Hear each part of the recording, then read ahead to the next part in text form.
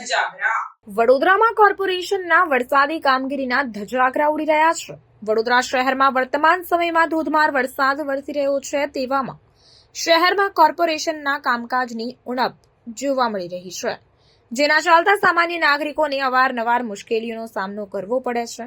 જી હા, આ વાત વડોદરા શહેરમાં આવેલ હરિઓમ નગર વિસ્તારની છે, જેમાં કોર્પોરેશન દ્વારા વરસાદી કાર્ય કરવામાં આવ્યું હતું, પરંતુ કાર્ય પૂર્ણ થયા બાદ જે ખાડા ખોદવામાં આવ્યા હતા તેનું વ્યવસ્થિત પુરાણ કરવામાં આવ્યું ન હતું, જેના કારણે વધુ વરસાદ પડતા રસ્તા પર મોટા ભૂવાઓ પડી ગયા હતા, જેના કારણે અન્ય પબ્લિકને અનેક સમસ્યાઓનો સામનો કરવો પડ્યો છે। આમ કોર્પોરેશનની બેદરકારીના ચાલતા આમ થઈ રહ્યું છે, તો કોર્પોરેશન ક્યારે તેમના કાર્ય અંગે સજાગ થશે તેવા સવાલો પણ ઊભા થઈ રહ્યા છે, અને આ બનાવના કારણે કોઈ સામાન્ય જનતાને નુકસાન થશે તો તેની જવાબદારી કોણ લેશે તે હવે જોવાનું રહ્યું।